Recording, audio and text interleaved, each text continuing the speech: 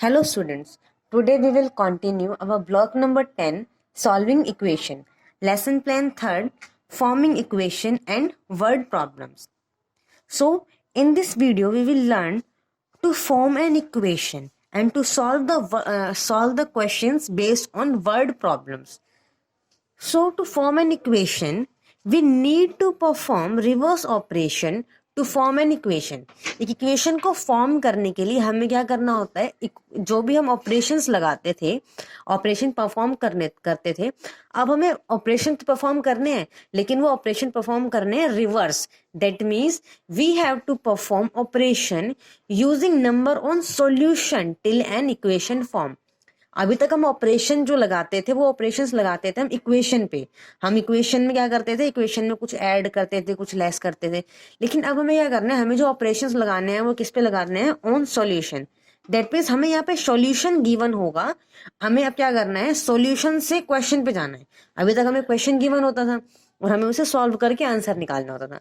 लेकिन अब हमें क्या करना है, हमें आंसर गिवन होगा और हमें उस आंसर से क्वेश्चन खुद बनाना होगा. ठीक है, हमें क्या करना होगा, उसके लिए हमें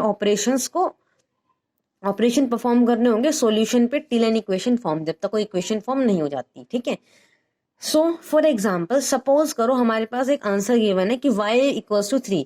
आपने कोई इक्वेशन सॉल्व करी और इक्वेशन को सॉल्व करके आपके पास आंसर आ गया. क्या आंसर आ गया आपके पास, y इक्वल्स टू 3. अभी तक आपके पास ऐसे आंसर्स आते थे ना, x equals to 2, y equals to 3, या कुछ भी आपके पास इस तरह से क्या आ जाते थे, आंसर्स आ जाते थे. ठीक है, तो मान लो कि y इक्वल्स टू 3 जो है वो आपका सॉल्यूशन है. अब आपको इस सॉल्यूशन से क्या करना है, आपको इस सॉल्यूशन से एक इक्वेशन बनानी है. ठीक है, तो हम एक एग्जांपल लेते हैं. अभी तक हमने जो सीखा वो हमने क्या सीखा था, अभी तक हमने सीखा था कि हमारे पास कोई इक्वेशन गिवन है और उसे सॉल्व करके हम क्या निकालते थे, वैल्यूज निकालते थे. ठीक है, तो अभी तक हमने क्या सीखा था, देखो हमने सीखा था 3 + 5y इक्वल्स टू 18. अभी तक हमने सीखा था कि हमें ऐसी कोई इक्वेशन गिवन होती थी और उसको हम सॉल्व करके क्या करते थे, उसको हम सॉल्व करके सॉल्यूशन निकालते थे.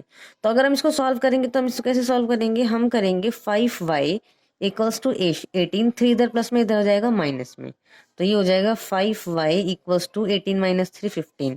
अब हम क्या करेंगे, y को ट्रांसपोज कर, सॉरी 5 को ट्रांसपोज करते थे, 5 क्या है मल्टीप्लाई में, तो यहाँ आके क्या हो जाएगा, डिवाइड, है ना. और ये हो जाएगा, यहाँ से आपकी y की वैल्यू आ गई 5 से 15. ठीक है, y की वैल्यू 3 आ गई. दैट मीन्स इसी इक्वेशन का हमें क्या दे रखा है, सॉल्यूशन दे रखा है, y इक्वल्स टू 3 है. अब आपको सिर्फ क्वेश्चन में दे रखा है सॉल्यूशन, आपके पास सिर्फ सॉल्यूशन गिवन है y इक्वल्स टू 3. अब आपको इक्वेशन फॉर्म करनी है, तो हमने इक्वेशन फॉर्म करने के लिए हमने क्या किया, इक्वेशन फॉर्म करने के लिए हम रिवर्स चलेंगे, नीचे से ऊपर की साइड चलेंगे. नीचे से ऊपर की साइड चलेंगे तो कैसे करेंगे, देखो हमें पता है, हमारे पास वैल्यू है y इक्वल्स टू 3. ठीक है, अब हमें क्या करना है, हमें यहाँ पर हमने y को क्या किया, यहाँ पे हमने y से डिवाइड किया. दैट मीन्स हमारे पास यहाँ पे y 5 में मल्टीप्लाई में होगा तभी तो आएगा. दैट मीन्स हमें इस वाली इक्वेशन पे पहुंचना है डायरेक्टली. और इस इक्वेशन पे हम कैसे पहुंचेंगे, बाय मल्टीप्लाइंग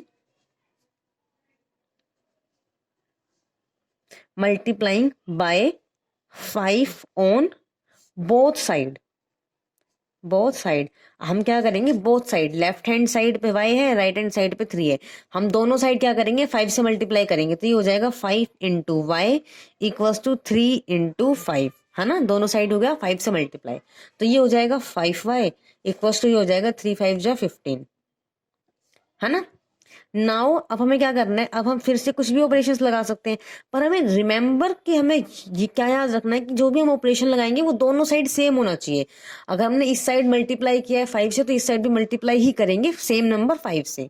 अब हम अगेन क्या कर सकते हैं, मल्टीप्लाई का ऑपरेशन भी लगा सकते हैं, एडिशन का भी लगा सकते हैं, सब्ट्रैक्शन का भी लगा सकते हैं. ठीक है, देखो हमने यहाँ पे क्या किया था, हमारे पास 18 था. दैट मीन्स हमने क्या किया था, 3 से क्या किया था, हमने 3 ऐड किया था. देखो यहाँ पे 3 ऐड था हमारे पास, अगर हम यहाँ पे 3 ऐड कर देते हैं, यहाँ पे भी 3 आ जाएगा, यहाँ पे 3 आ जाएगा, तो ये इक्वेशन बन जाएगी. पर जरूरी थोड़ी है कि हमें यही इक्वेशन बनानी हो, हमें क्या पता कि यही इक्वेशन है. इसका मतलब है कि आपको खुद सोचना है और कोई भी नंबर हमें सेम नंबर या तो ऐड करना है या तो सब्ट्रैक्ट करना है या मल्टीप्लाई करना है। हम एक बार ऑपरेशन लगा चुके हैं मल्टीप्लाई बाय 5 से, अब हम एक बार और ऑपरेशन लगाएंगे तो हम ये वाला ऑपरेशन नहीं लगाते, हम ये इक्वेशन नहीं बनाएंगे, हम इससे इसी सेम आंसर के बहुत सारी इक्वेशन हो सकती है। जरूरी थोड़ी इस आंसर की सिर्फ एक इक्वेशन हो, एक आंसर की कितनी इक्वेशन हो सकती है, इनफाइनाइट इक्वेशन। ठीक है, तो अब हम क्या करते हैं, हम एक ऑपरेशन लगाते हैं सब्ट्रैक्शन सब्ट्रैक्शन बाय हम कर देते हैं 2, हम 2 सब्ट्रैक्ट करेंगे दोनों साइड से। ठीक है, subtraction by 2 on both side. ठीक है, हमने दोनों साइड क्या करना है, 2 माइनस करना है। तो हम यहाँ पे क्या करेंगे, 5y इधर भी -2 कर देंगे और इधर भी क्या कर देंगे 15 - 2। तो ये क्या हो जाएगा 5y - 2। ये तो ऐसे रहेगा, उसको सॉल्व नहीं कर सकते, लेकिन 15 - 2 तो हम सॉल्व करके लिख सकते हैं ना। तो 15 - 2 क्या हो जाएगा 13। तो हमारे पास ये बन गई इक्वेशन, बन गई ना इक्वेशन, 5y - 2 = 13। ये इक्वेशन है। अब अगर हम इस इक्वेशन को सॉल्व करेंगे तो भी हमें आंसर क्या मिलेगा, y = 3। और हमने अगर ये इक्वेशन सॉल्व की थी 3 + 5y = 18, तब भी हमें आंसर क्या मिला था, y = 3। दैट मीन्स एक सॉल्यूशन के इनफाइनाइट नंबर ऑफ इक्वेशन हो सकती हैं। Okay okay, now let us take one more solution to form an equation. ठीक है, हम एक और एग्जांपल लेते हैं। हम एग्जांपल लेते कोई भी नंबर ले सकते हैं। ठीक है, राइट। हम एक एग्जांपल ले लेते हैं जिसके अंदर हमारे पास सॉल्यूशन गिवन है x = 4। ठीक है, हमें इसके लिए क्या बनानी है, x = 4 के लिए हमें एक इक्वेशन बनानी है। ठीक है, तो हम सबसे पहले एक ऑपरेशन लगाते हैं। हम ऑपरेशन क्या लगाएंगे, पहला ऑपरेशन लगाएंगे हम एडिशन। ठीक है, addition by 7 on both side. ठीक है, तो ये क्या हो जाएगा, x + 7 = 4 + 7, दोनों साइड सेम ऑपरेशन लगाना है। इधर हो जाएगा x + 7 = 7 और 4 कितना हो जाएगा 11। ठीक है, देखो यहाँ पे भी एक इक्वेशन बन चुकी है, x + 7 = 11। इक्वेशन तो ये भी बन चुकी है। अब हम इक्वेशन को इसको और आगे भी इक्वेशन बना सकते हैं। हम इसको यहाँ पे छोड़ भी सकते हैं और आगे एक स्टेप और कर सकते हैं। अब एक स्टेप और क्या कर सकते हैं, कोई भी ऑपरेशन लगा दो, बेशक अगेन एडिशन का लगा दो, ये सब्ट्रैक्शन लगा दो या मल्टीप्लिकेशन लगा दो, it's all up to you. आप कोई भी ऑपरेशन लगा सकते हो। ठीक है, अब हम यहाँ पे एक ऑपरेशन लगाते हैं। चलो हम ऑपरेशन लगाते हैं मल्टीप्लिकेशन का। ठीक है, multiply by 2 on both side. जब हम 2 से मल्टीप्लाई करेंगे तो क्या हो जाएगा, ये यहाँ पे 2 ब्रैकेट में हो जाएगा x + 7 = 11 × 2। अब चाहे आप इसको सॉल्व करके लिख दो और चाहे आप इसको ऐसे लिख दो। अब इसको ऐसे लिखोगे तब भी इक्वेशन हो जाएगी। और इस साइड क्या हो जाएगा 11 × 22।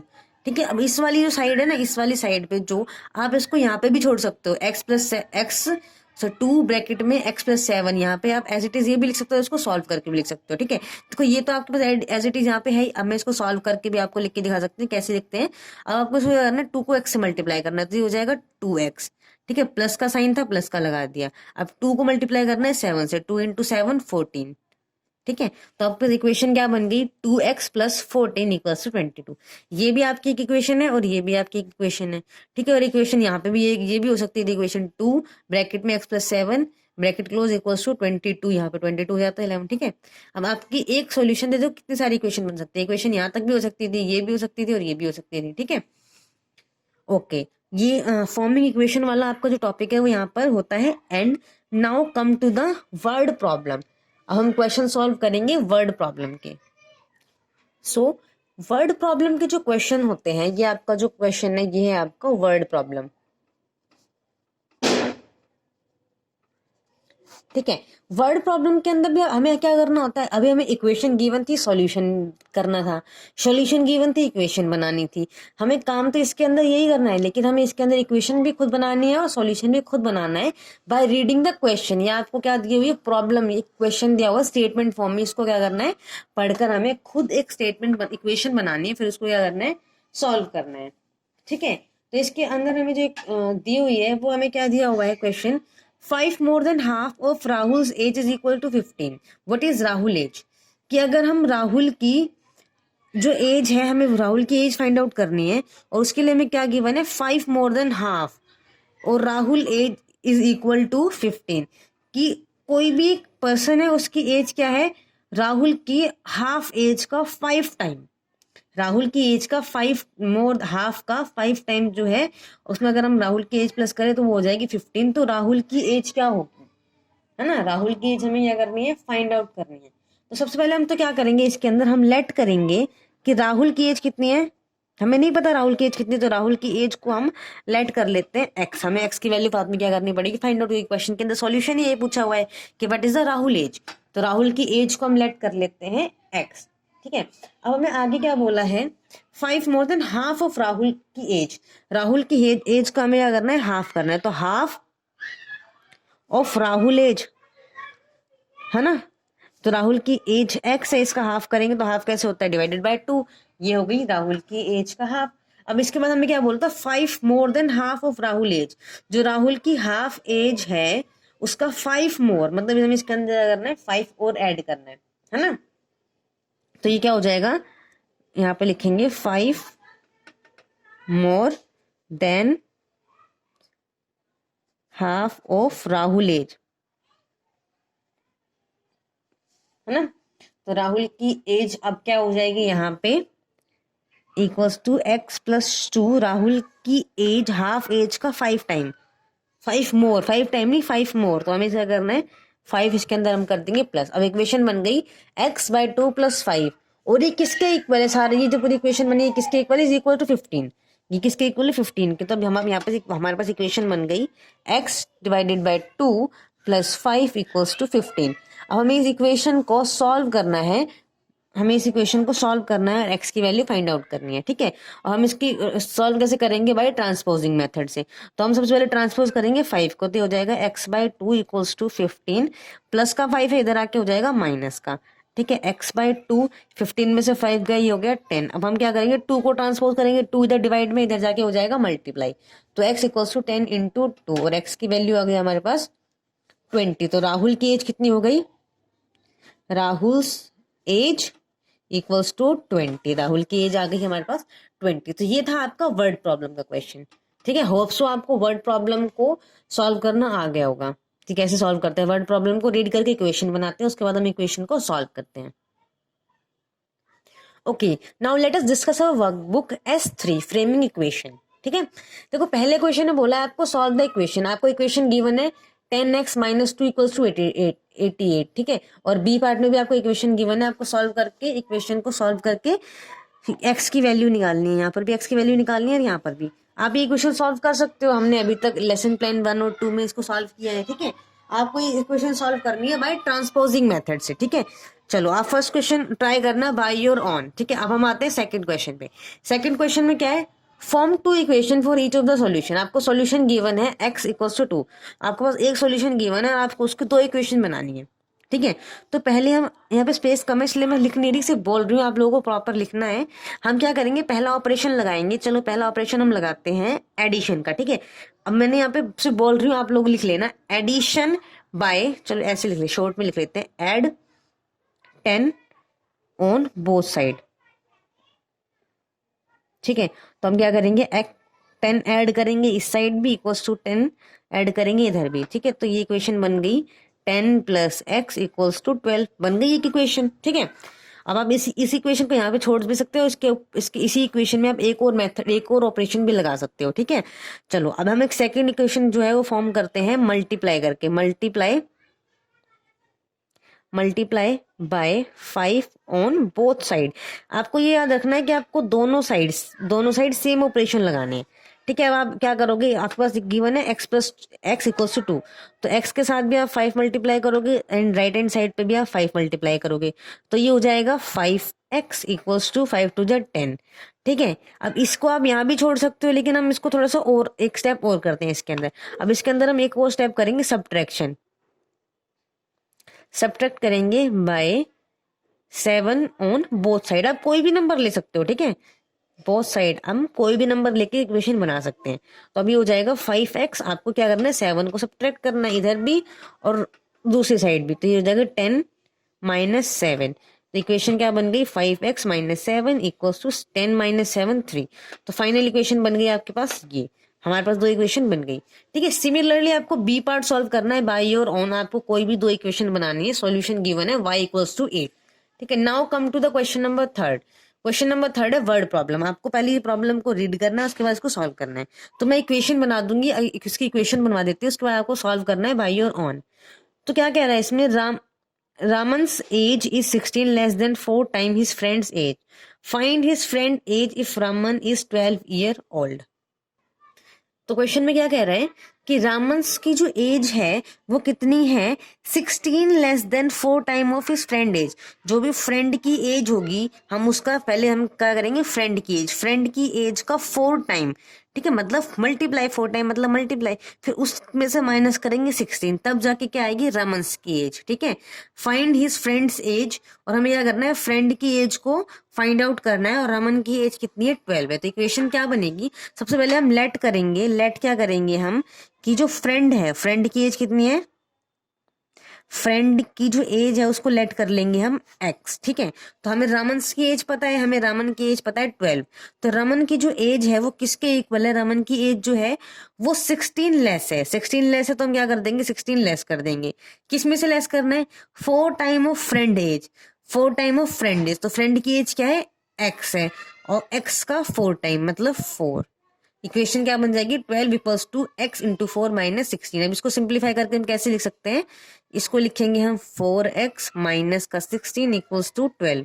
अब आप इस इक्वेशन को सॉल्व भी कर सकते हैं। इस इक्वेशन को सॉल्व करेंगे तो क्या हो जाएगा, 4x इक्वल्स टू 12, इधर आ जाएगा 16 प्लस में, ये हो जाएगा 28, हो जाएगा 4x, और यहाँ से x की वैल्यू आ जाएगी 4 7 28, तो x की वैल्यू आ गई आपके पास 7। ठीक है, मैंने सॉल्यूशन भी कर दिया। पर इसका सॉल्यूशन आपको प्रॉपर इस वे में करना है, सारी पूरी स्टेटमेंट लिख के, आपको डायरेक्टली नहीं करना, जैसे मैंने डायरेक्टली किया है ऐसे आपको डायरेक्टली नहीं करना, आपको पूरा सॉल्व करना है। ठीक है, नाउ आपका होमवर्क है, आपको आपका ब्लॉक नंबर 10 का जो S3 है वर्कबुक में ये भी कंप्लीट करना है, प्लस में आपको आपके सारे प्रैक्टिस क्वेश्चन सेट 1 2 3 4 जितने भी सेट्स हैं आपके प्रैक्टिस क्वेश्चन के, वो सारे सेट आपके फेयर नोटबुक में कंप्लीट होने चाहिए। ठीक है, जल्दी ही आपकी नोटबुक चेकिंग के लिए मंगाई जाएगी, वर्कबुक भी और नोटबुक भी। ठीक है, दोनों आपको कंप्लीट करनी है। Okay, thank you.